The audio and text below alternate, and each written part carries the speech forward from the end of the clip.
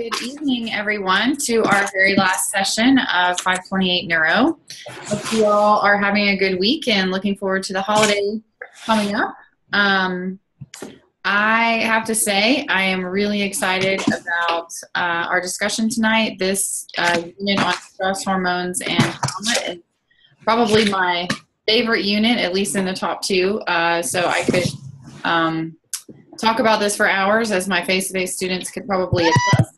So, but again, this is really about you all and your learning, and so I will try to keep my comments to a minimum. Can I just ask if you are on the phone or on session, if you could please mute your line? That would be great, so that I don't have to mute everyone when y'all are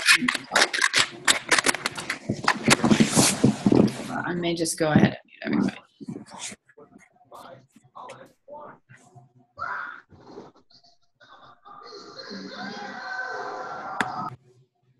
Okay.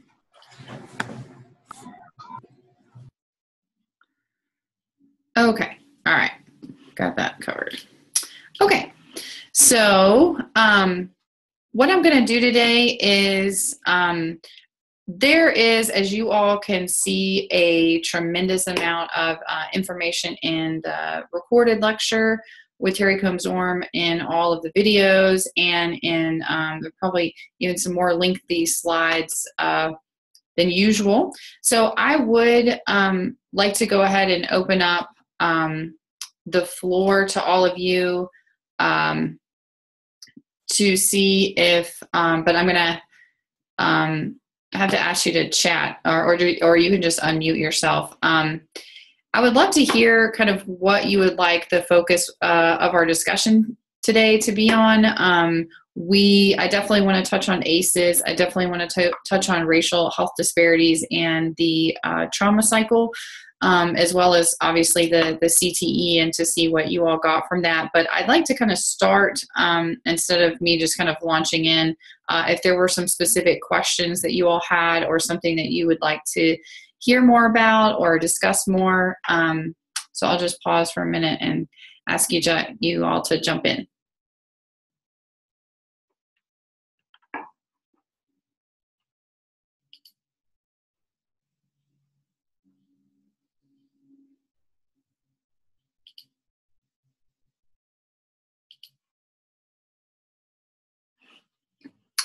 Or I could call on y'all.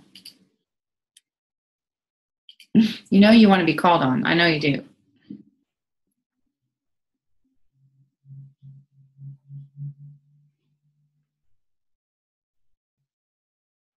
Could you talk more about the gene-environment correlation and what that process looks like? So essentially, the gene-environment correlation is looking at the relationship between how the environment impacts our gene expression. So it's kind of another way of looking at the epigenetic process that we have been looking at. So it really is a good way to understand more about how all of these processes work. So that's not very specific. You have a more specific question, but I think where I got confused was more of the active. It was talking about active, passive, and reactive. Okay. I'm just going to make a note. Yeah, it was like the 3 types. You know what I think I'm going to do?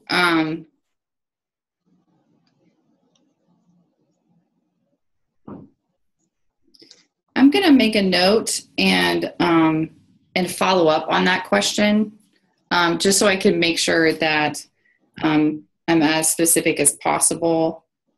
So the active, passive, and reactive. I just want to we have kind of a lot to cover. I just want to make sure that we can get to everything, and also that I'm answering your question in an appropriate way. Can we do that? Yep. Okay. Thanks, Camry. Okay. Any other particular issues? And if there's something like Camry's question that I want to make sure that I get more specific with and provide some more written detail, I will just do that and kind of add that to my list. So happy to throw those out and entertain those, and I will just I'll just make sure that I get that followed up on. So don't be shy.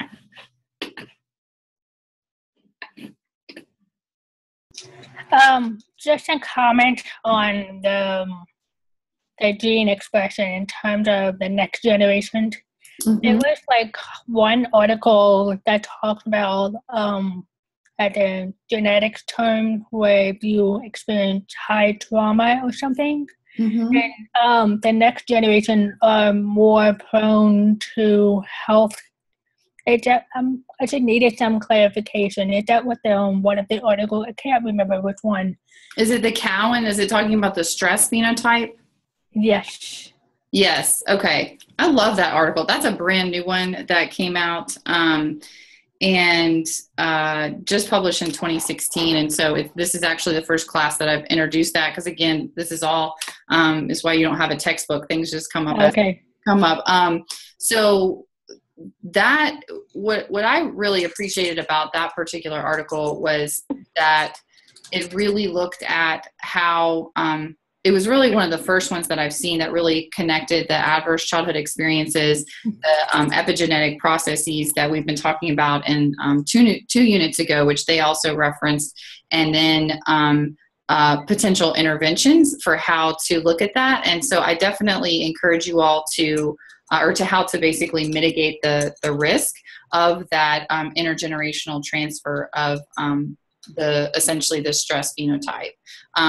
So it's a really, I really appreciated that. So did you want to you're just making a comment, you said, about just that you really liked that, or did you have further questions about it? I just never thought, I've always assumed the environment is what causes genetics, or, well, maybe I phrased that inappropriately, but I looked at environmental factors or stressors when I looked at the situation. But when I looked at genetics, it opened a whole new doors, and I didn't really think that genetics could be the reason why one person might have the phenotype of a certain stressors or something. Mm-hmm. It's just really interesting, but at the same time, I had questions. I'm like, is it really possible, or is there a way to overcome those phenotypes? Well, I think that that's kind of the $50 million question, or $50 trillion question is, when we take a step back and realize that, just about every aspect of our development and our behavior is a direct,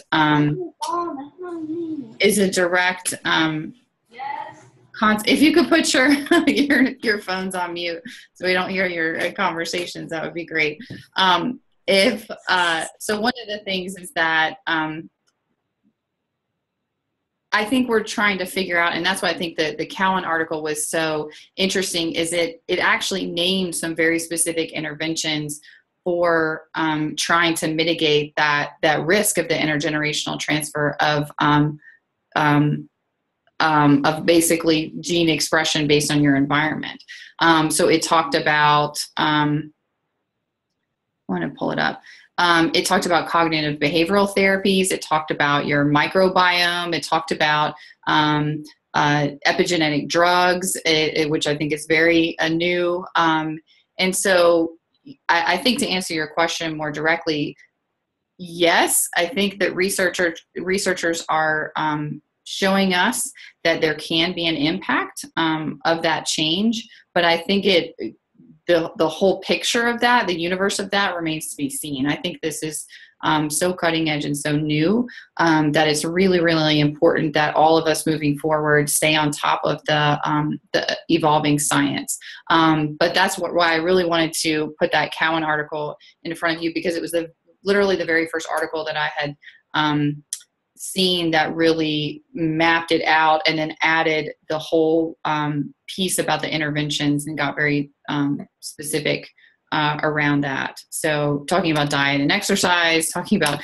affecting your gut and the relationship between, how, probiotics can help reduce stress. And so I think that I think it's exciting. I think it's possible, but I think there's still a lot of unknowns. Good question. Were there any other articles or specific things about stress and trauma, stress specifically? Did you all really get the critical point that stress is physiological?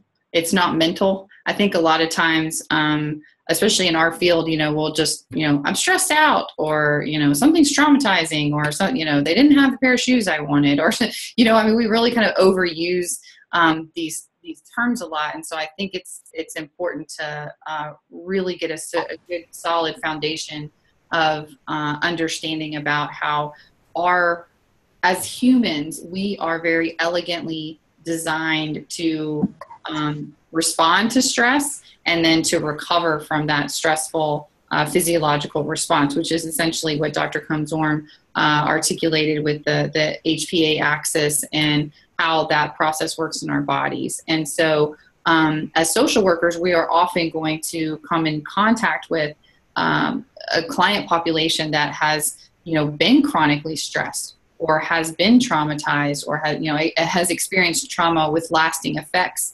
that really wind up being, having some long-term health outcomes, like the ACEs study has shown us.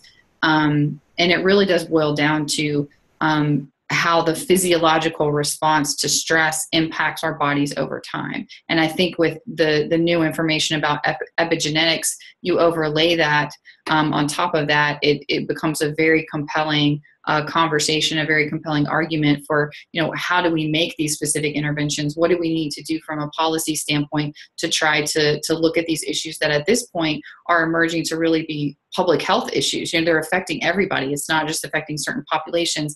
But as you can see from all the MEES information with the mundane extreme environmental stress, it really, for me, and I think for a lot of people, puts a whole new lens to the conversation about race in America, and how oppressed populations, brutalized populations,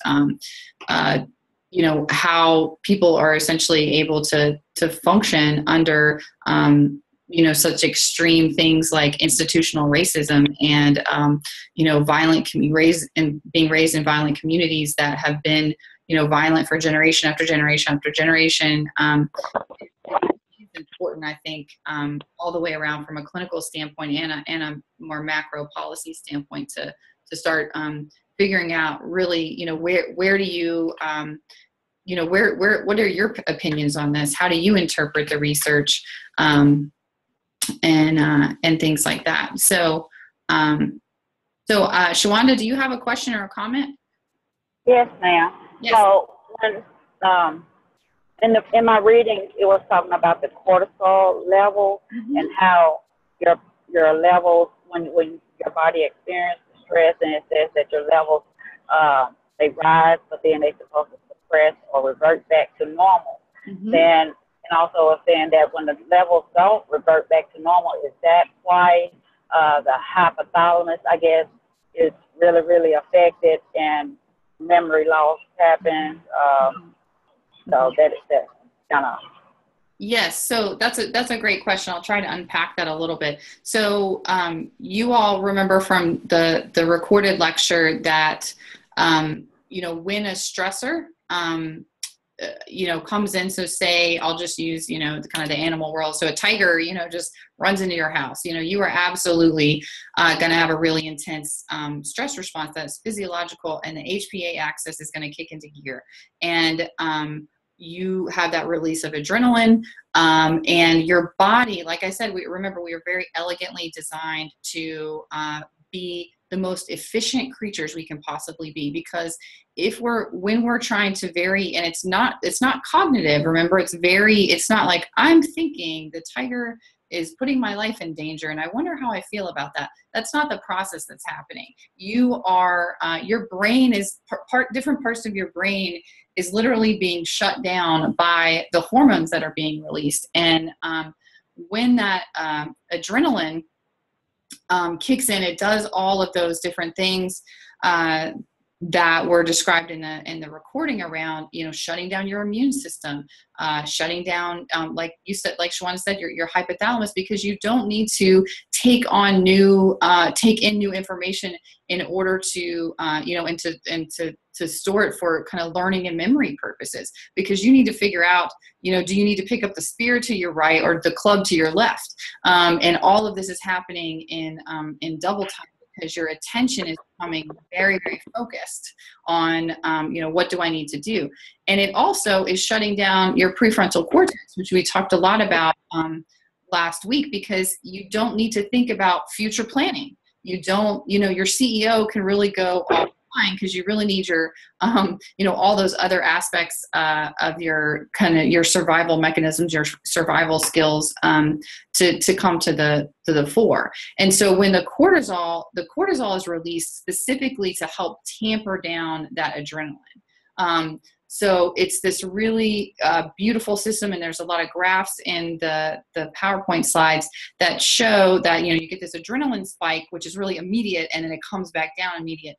It kind of just as drastically as it comes on, but the cortisol starts at this kind of slower rate, raises up, it's never as high as that adrenaline level, but it's much slower to come down, and it's there to help balance out that adrenaline, kind of tamper down your HPA response, so that things go back to normal and you go back and you achieve that homeostasis. So when we talk about things like chronic stress and we look at allostatic load, you're really basically looking at an overproduction consistently of cortisol, because you're constantly in a stress state. And what they're finding is that is really a key to a lot of these chronic health conditions, is that when you've got this overabundance of cortisol, you are actually, your baseline, so sort of your kind of normal, when people go through a stressful situation and it's really hard, or they go through a transition and they say things like, well, you need to find a new normal. Your life did look like this, now your life looks like this, and you need to find a new normal. Well, this is the physiological version of that kind of cognitive thought process, is your body is finding a new normal because it's having to adapt to these chronic levels of stress, chronic levels of cortisol in your system. And that's where you get those things like heart disease, heart problems, obesity, diabetes. You get a lot of these chronic health conditions that will be a direct result from that, having all of that cortisol in your bloodstream, because that's not what we are designed to do. And behaviorally, you'll see a lot of things, especially with kids, around reactivity and things that look like behavior problems that will eventually potentially be diagnosed as mental health issues, addiction issues as a way. And remember, addiction is really about kind of self-soothing behaviors. It's just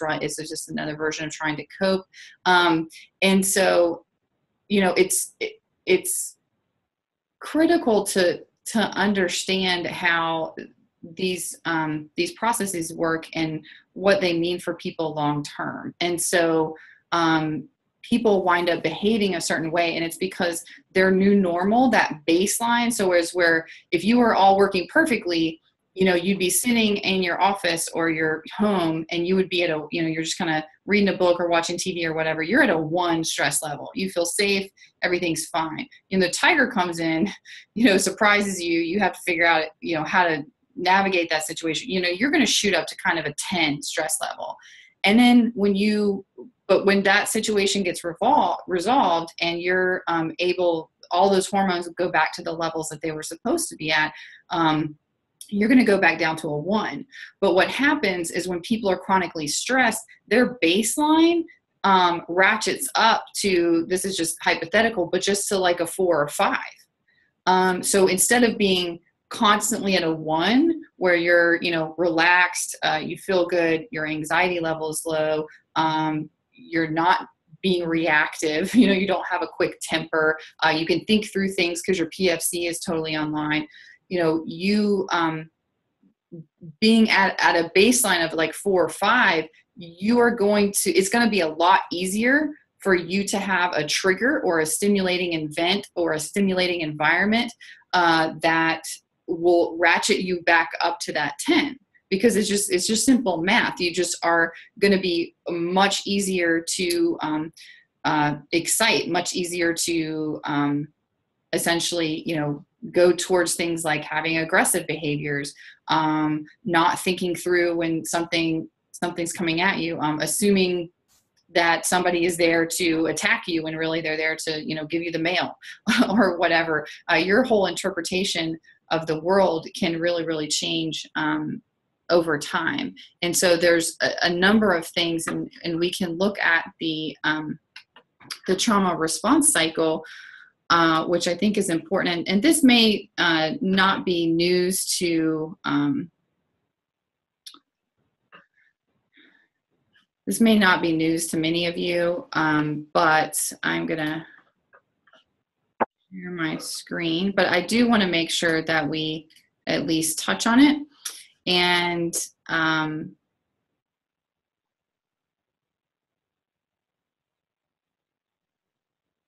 okay. So this is essentially what happens when you're able to resolve that trauma. So the tiger came, you figured it out, or it was a cat in the kitchen, you realized it was not a tiger, you had a resolution, and you had kind of these no lasting effects.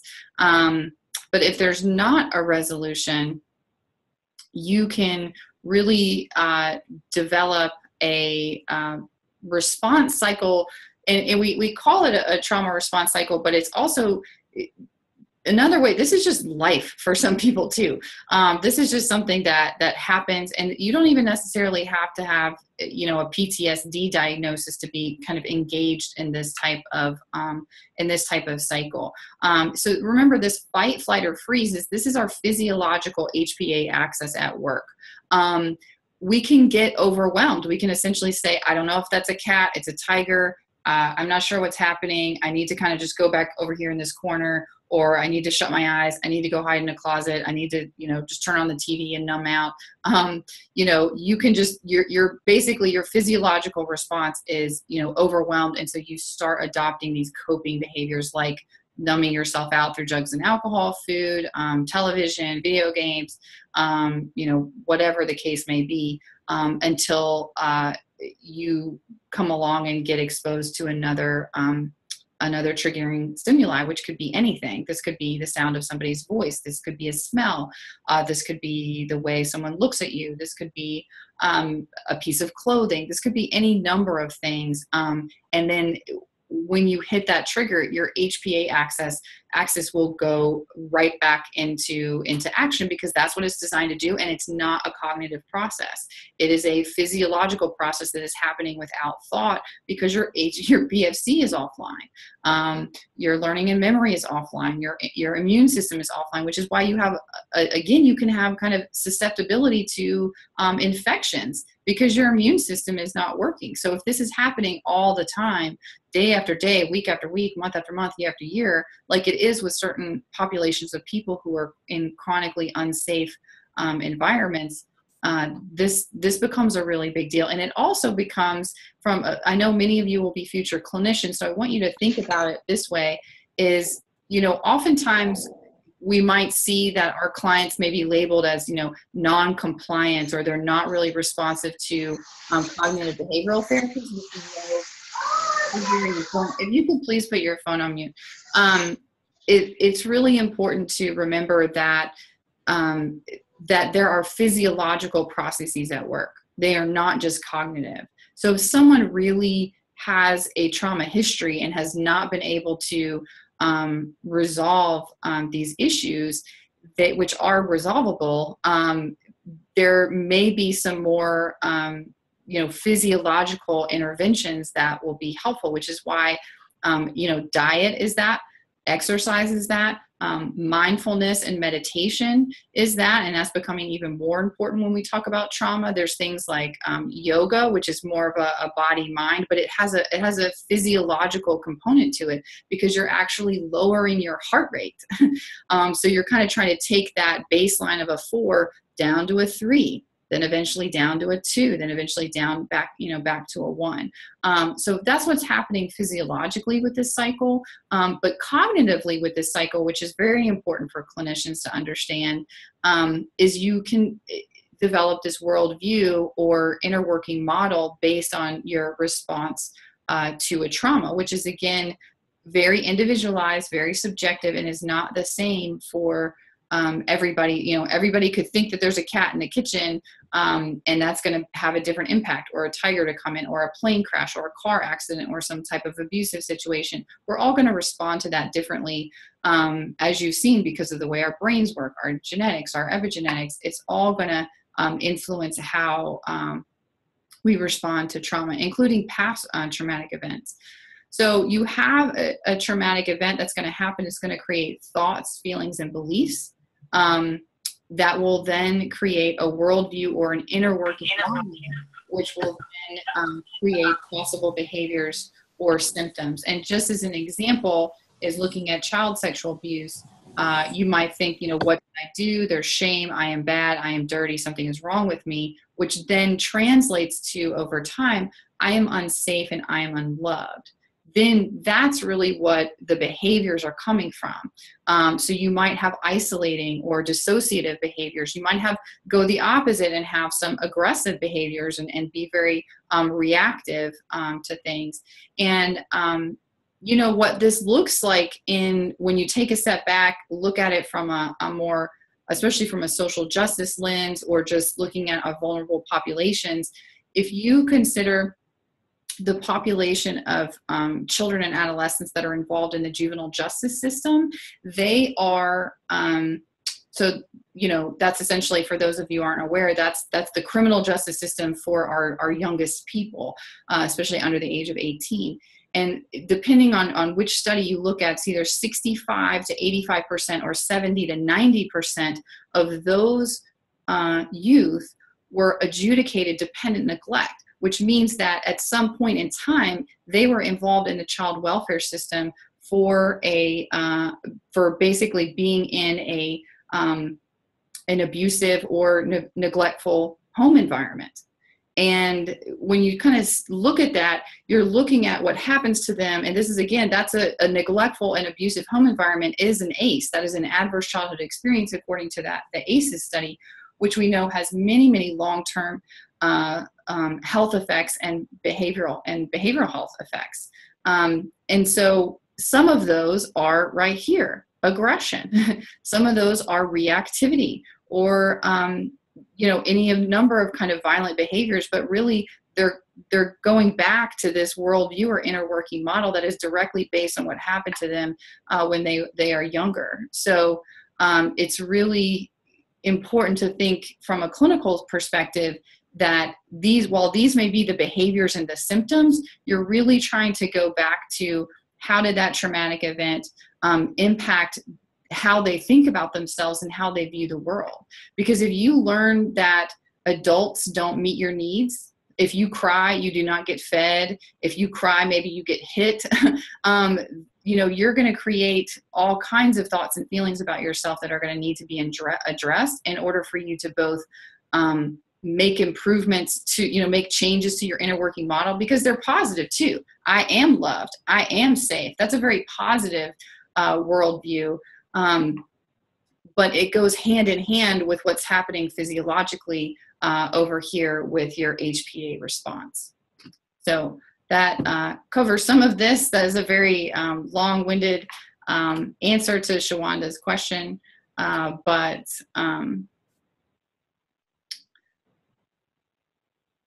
oh, okay. Aaron has a question for us. That is a very, very, very good question. I am not sure about that. That's one of my areas of interest, and I have some of those same questions, but I have not specifically seen that. Maybe that's something you could do, Aaron. How about that?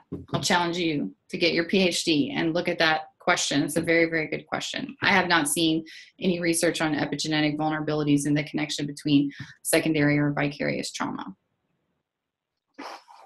Good question, though. Could you help me understand where exactly social isolation fits into all this? Like, why are individuals more prone to isolate themselves as to, getting involved in a community or something like that? I mean, I think that's a good question. I think that's a very individualized response to trauma. So what we've seen in the research is, for example, there's a difference between how boys and girls respond to trauma, and boys tend to, on average, be more aggressive, and they will have more what we call externalizing behaviors. So that's going to be the hitting, the slapping, the yelling, the kicking, that's why also we have more boys than girls in the juvenile justice system, is because people tend to want to be punitive towards externalizing behaviors. Whereas girls will tend to be more isolative, but they may withdraw more or dissociate more, just kind of, check out the sort of here but not here behavior, or isolate. And I think it really does. So I think that's what the research has said about how people respond to trauma. But I think whether you choose to isolate or withdraw, that kind of goes into your whole process. So I think it's hard to speak globally about that. Except to say that if somebody is isolating, I would look back at really their worldview and what happened with them to help create that worldview. Chances are, one could just simply, hypothesize that it's because they don't feel unsafe. If somebody's isolating, they're trying to get away from, stimuli that they find that they basically can't handle. They find unsafe. They find uncomfortable. But I think it's a very personal, individualized response. I don't know if that answers your question. Are you thinking more kind of from a policy standpoint or more population specific, or what are you thinking? It was mostly just, I was surprised to hear that was kind of a consistent response throughout the readings. It wasn't just a one-time thing. It was more of throughout everything, social isolation was mentioned. So I was just kind of baffled by why that was and what kind of made that come up more than anything else. I agree. I don't know that I would consider it baffling. I think it's very understandable. I think that just simply because I think that our HPA systems are at work, and we all have different coping behaviors. And if somebody isolated and that isolating behavior was successful, meaning that they were able to avert this trigger over here, or maybe they got triggered, but they got overwhelmed. If that, because isolation is really that coping behavior. For some people, being isolated is very triggering, so it really just depends. So I would say part of what's going to create a chronic condition is was it successful the first time? If somebody isolated and it was not successful, then I bet they would try something different in order to cope. So, good questions. I think I've got a question too that kind of on that same spectrum, but it was about the cortisol. So I know that if you have a sensitivity to that, if it's, your adrenal gland starts secreting more and more of that based on stressors, and that create a heightened reaction to any kind of stimulus. However, what if it's on the opposite spectrum where people don't have a reaction to even extremely stressful situations, like they almost crave them in a way? You know what I'm referring to? Like, it's where I think of the film Hurt Locker, where like the man, he doesn't care if he gets hurt, or like a kid, he seeks out danger and things like that. Do you kind of know what I'm referring to? Is that the same spectrum of PTSD? It's just a different reaction. I would venture, I guess it is, but I think also some people, would you put, say, for example, adrenaline junkies? Like, some people may think that the protagonist in the Hurt Locker is really just an adrenaline junkie because he's, going up against death all the time. It's really, in some ways similar to people who jump out of airplanes for fun. And, but I think it's also a numbing tactic. It's all like, I've seen that in people who, and we probably all know them, maybe one ourselves, is people who tend to create chaos in their lives. And it's, it seems like, oh my gosh, they have so much going on. It really could potentially be that that's just their way of coping, because it's familiar, because they were raised in very chaotic environments. So their brains got wired for chaos. So they just simply, if things are calm, it actually creates anxiety. So they're creating chaos or very intensively stimulating environments, like the Hurt Locker situation, or jumping out of airplanes, or or even just having poor boundaries, which is a real invitation to chaos oftentimes. So I would wonder, that would be my question, is what was going on for them that they were growing up, that they need to have this level of chaos in their lives, because it's very distracting. If things are calm and that creates anxiety, creating chaos so that you don't have to fear that something is going to be chaotic, or that something's going to catch you off guard. I would say that could be a very kind of expected or understandable, essentially coping mechanism for stress. So that would be the adrenal gland, though, in both situations. Like maybe they're not secreting enough of that cortisol. Or I would say they have so much that it's no longer effective. I'm trying to find the slide. Sensitized. Yeah, it's just, they're basically desensitized to it, or they're just, you think about, organs shut down. I mean, people have their kidneys shut down all the time and have to go to, on dialysis or something. This is a gland, that's, all part of our whole system.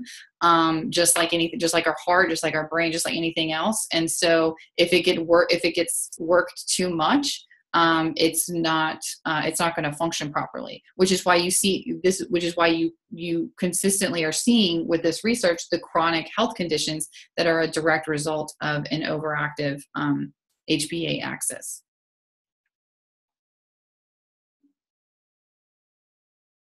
I want to be careful, though. I haven't seen any specific studies that sort of connect that very extreme behavior to this. But I think from just a critical thinking, sort of logical standpoint, I think that it can make sense. But again, some things are very subjective and individualized as well. Good question.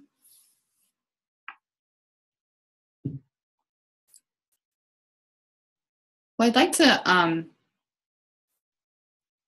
ask about the CTE and see how it was for you this week, if it was any easier, or if you kind of took it in one direction over another direction, what your thought process was for thinking about how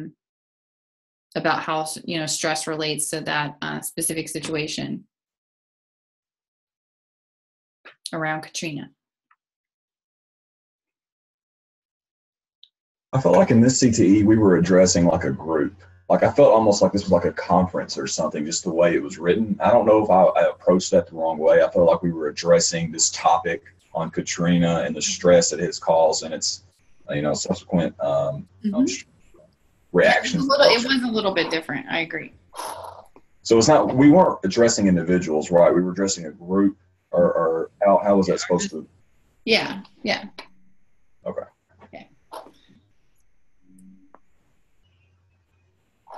So do you want to share any more about what you wrote? I just noticed that the way I wrote it versus some of the others was that mine was more of a macro kind of yeah view. and I think that you can go either way. In our my face-to-face class, for example, because I haven't had a chance to read all of yours, but they kind of did the same thing. Some people went more macro, more global, more looked at it more kind of population focused. And then some people looked at it more on a micro individual basis, like talking about, okay, if my client was a mother with a newborn or was pregnant, these are the things that I would want to make sure that we talked about. So as long as you're hitting all those high points of the CTE, y'all can be creative. I have something. Mm-hmm. Yes, please. Okay, I have two things. I didn't know how to unmute my phone a minute ago, Okay. but we can go back to this later. The Hypothalamus? The yes. hypothalamus? Yeah, I want to come back to that. But to answer your CTE question, I really enjoyed this week, and it brought back memories because I was an adult when this particular disaster happened. So it did bring back memories, and I just remember seeing stuff on TV and just reading the newspaper articles or stuff online of all these people with traumatic events. And I live here in Chattanooga, Tennessee. So it was tons of them that came here that couldn't all go to Atlanta. And so I did experience some of the kids coming to the school or just in the neighborhoods. So I really was able to relate to the CTE as well as the vocabulary. I think it was really good. It wasn't as many that we had to implement. Yeah, I did. So so it helped. It helped a lot. But I was in it. I think I really enjoyed it because it was because then when it happened, I don't know about some of the others, but I couldn't really relate. I haven't been in that situation. I felt their pain, but just the total understanding of it, I didn't. And I didn't even know how to help. Of course, we tried, we got food and clothing, but I just didn't know mentally how to help them. But from taking this class and reviewing the vocabulary CTE now, it's more understandable on how we could be of help. Well, good. Excellent. I'm happy to hear that. It's always nice when we can have some school assignments that we can relate to on a personal level. Hopefully it makes it a little more meaningful. Good. So you wanted to go back to the hypothalamus? I do, just right quick. I don't know if I was more surprised or amazed by looking at Professor Crumb's explanation of it, because she stated that it also governs thirst, hunger, sleep, sex drive, release of hormones, body temperature, mood.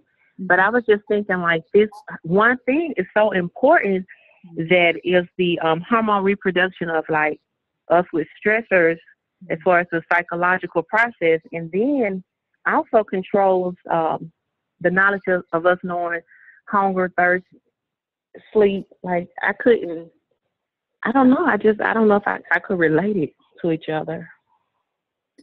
Yeah, I mean, it's definitely, I mean, it's one of the reasons why, we talk about the brain. And again, I mean, you could spend your whole lifetime studying the brain, of course, and, we're not expecting you all to do that, but sometimes, certain parts of the brain speak to, people in different ways. I've always been attached to the adrenals for whatever reason, to the whole, HPA response system.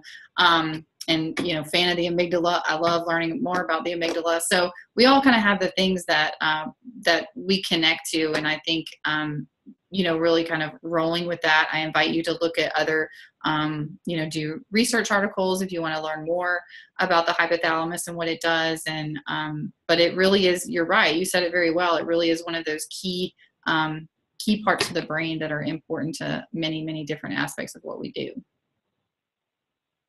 Thank you. Did you have a specific question, or you were just having a comment? Not just having. No, I don't know if it was a aha moment, or it was very interesting. I didn't know that that this had so many responsibilities. Yes. Well, we're glad that you're learning. We are glad that all of you are learning. Well, good. Are there any other comments about what are some specific parts of the CTE that you all looked at? I'd love to hear some more details.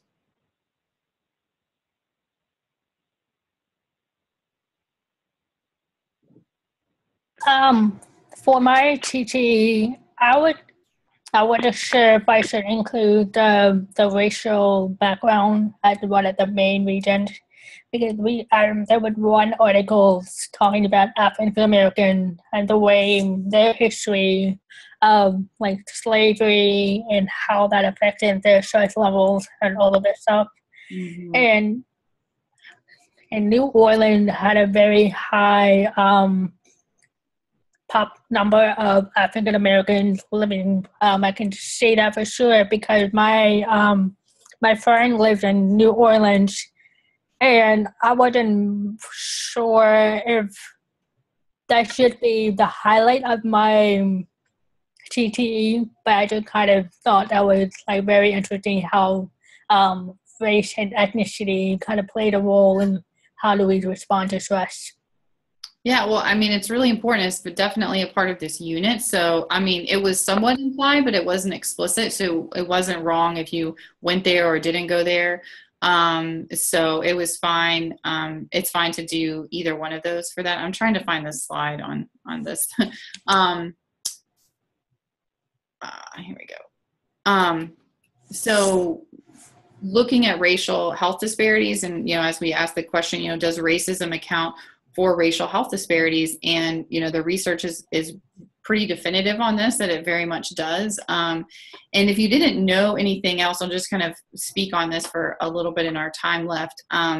When you just look at different health profiles and health outcomes for African Americans versus white Americans, you're looking at things like a death rate by heart disease that is 30% higher. Hypertension that's developed at younger ages, a homicide rate that's 6 times as much, and infants of African American women having death rates twice as large as infants of white American women.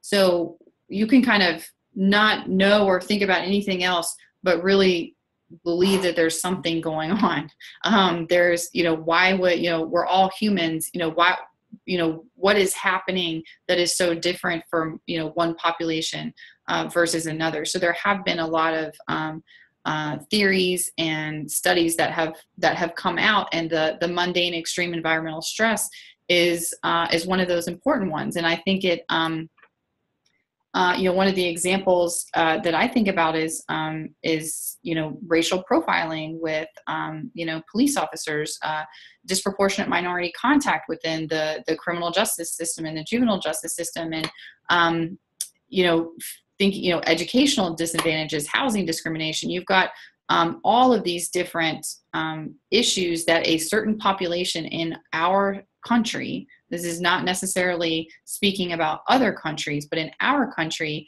there are many, many, many things that actually are creating stress, which we know to be physiological, let alone the mental and cognitive aspects of this. And it just doesn't go away. It just simply doesn't go away because it's so absolutely pervasive and it's so old. It was essentially, you know, racial issues, you know, determined the foundation of the founding of our country and the trajectory of our country. And so it's pervasive, but it's also mundane in that it's just so common. It's so common that it's taken for granted, and sometimes those stereotypes can be accepted. So when you look at things like poverty, which was not included in the ACE study, remember that. So that was kind of one of the big limitations of the ACE study, but it definitely, you know, impacts people. You know, there's a difference in poverty rates by race. There's issues of segregated housing, fewer social and economic supports, inferior schools, limited economic opportunities, lack of access to healthcare. So when you know, one of these things, you know, just poverty, you know, just fewer social and economic supports, you know, these are going to have some long-term outcomes, but even together, you have the potential to really serious conditions. So does somebody have a comment? And here's somebody who's now on mute. A comment or a question on this?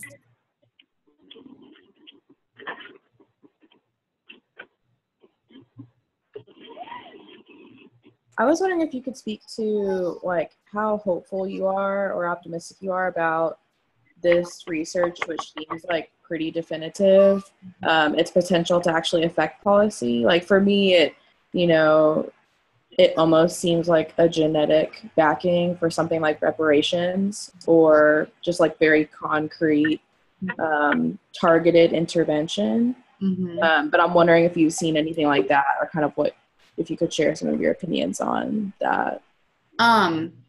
That's a really excellent question. And as a active macro social worker, I definitely, that's where my brain goes, is around policy. What I would say is that with just the ACE study, we are already seeing, I can't say already because it's been over 15 years since that was published, but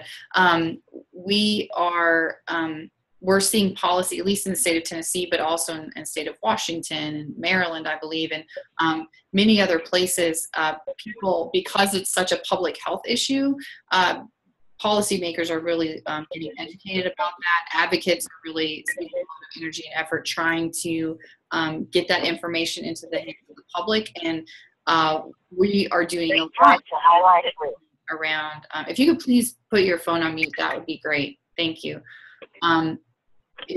We're seeing a lot of policy changes based on that. And when you pause for a minute and realize that the ACE study, and it was specifically that study, there's been, dozens more studies around the data that came out of the ACE study, but that original ACE study was published in 1997. So there really is that 15-year gap between research and practice that we're still dealing with. And so I hope that we can kind of shrink that by putting all of this information in front of you. But we are just now, I'd say in the last 2 years, very actively integrating that information into policy at all levels. I mean, in the state of Tennessee, just for example, every single baby that is born, so that's 80,000 babies in Tennessee, get a letter signed by Chrissy Haslam, who is our first lady. And it says, this is what toxic stress is for children. This is what adverse, childhood experiences are. This is how you can create awesome childhood experiences. These are resources at your disposal. These are long-term, health outcomes. And it puts that information in the public. So I think we're with ACE. My point is, I think with ACE is we're at this tipping point. And so it's just getting more and more and more. The governor just put $1.25 million just for ACE awareness, not even really programs, just for ACE awareness into the fiscal year 16-17 budget. So that is happening as we speak, but that study was published in 1997. So fast forward to the epigenetic research that, a lot of this stuff is around, it's later than that. And it's continuing to, like the Cowan article, it's, these things are continuing to come out every day. So I think that we're going to have to fast forward 5 years, 10 years to where epigenetics is even in the nomenclature. It's, we are, I think, seeing more people, there's more articles, there's more things in, the Atlantic and the Lancet and other, just kind of more mainstream articles that aren't journal articles. So I think that it's the information is getting out there, but I don't think that we're at that tipping point yet. And so I think that once we are at that place where so many people know about it and people are starting to talk about it, I think that that's when we're going to see those policy changes. And I am very hopeful at the bare minimum that every single person, every single social worker, every single American are going to be challenged to really ask themselves these questions. And also, for me, it questions everything about how people relate to one another, because it's, your grandparents are affecting you just like their grandparents are affecting them. And it's so much in past generations that, that we're feeling in current generations. So I think it's, my point is with that, I am hopeful, but I think that it's going to create some very, very intense debate, and that I hope that every single one of you that's watching this and that's listening to this and that's, reading these articles and moving forward, that, you need to figure out individually, where do you stand? How do you interpret this? What does it mean to you? How does this connect with your passion areas and, the line of work that you want to go into? Social work is so broad. You could be in schools. You could be working with older adults. You could be, in hospital settings. But no matter where you are, if you're dealing with people, you're dealing with the impact of epigenetics and how that, essentially influences our development and our behavior. So I think it's big questions, but I am hopeful that there will eventually be some policy. But again, with policy, it's all based on values. So it's about what we value too. So long-winded answer. I can go on and on. I have a comment. Yes. Am I muted? Okay. I was working with the state of Tennessee with the Department of Children's Services as a case manager, just up until starting school because I couldn't do both. Yeah. But they trained us in ACEs, and we would, ask the children that came into custody, to get their ACE score, and made the family aware of it, and, made contact with a lot of families that needed to know about that. So as far as policy with the state, as you were saying, like they are on top of that now anyway. So. And we are actually, Tennessee is usually in the bottom quartile, if not the very bottom on many things, but we are very much in the cutting edge of, the integration of ACEs into policy and practice, kind of statewide. And that's because of some very, very smart, dedicated, determined, passionate people. So have you ever seen the TED Talk on ACEs? Yeah, there's many. You're talking about Nadine Burke-Harris? Yes, that's the one they showed us. So that was very informative. Yeah. Yeah, she's phenomenal. I love the way that she talks about it. It's really good. I'm excited about it. I think there's a lot of potential. I'm interested to see how all that's going to go. And please, if you have not read the Tennessee ACE report, even if you don't live in Tennessee, it's going to help you understand lots of things. It's written for parents, and it's really, really good. Thank you for that comment. I love it when y'all can actually prove what I'm saying. You can confirm what I'm saying is true. Okay, so we've got about 4 minutes left. Are there any other questions or comments?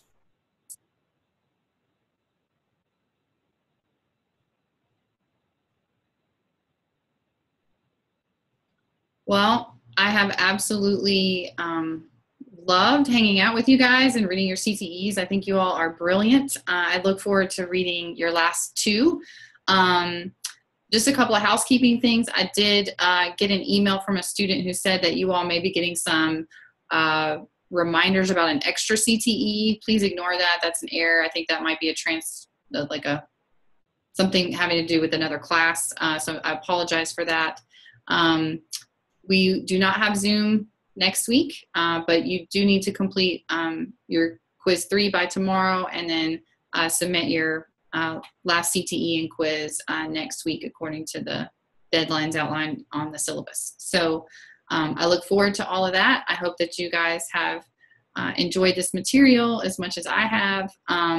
There will not be a lecture for the sex and gender unit because those documentaries are so long, but I think that they blew my mind. I think that they're totally fascinating. I love learning more about those subjects, so I hope that you get a lot out of the articles and the videos for that unit, but it's definitely less intensive than these other units. So I will be around this week and next week. So if you have any questions, please don't hesitate to email me or post on the discussion board, and I will get back your CTE grades to you as soon as I can.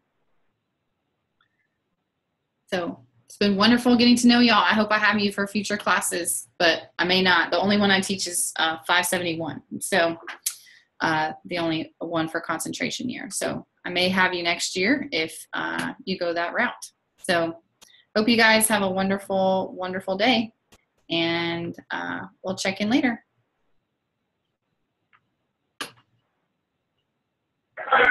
Thank you.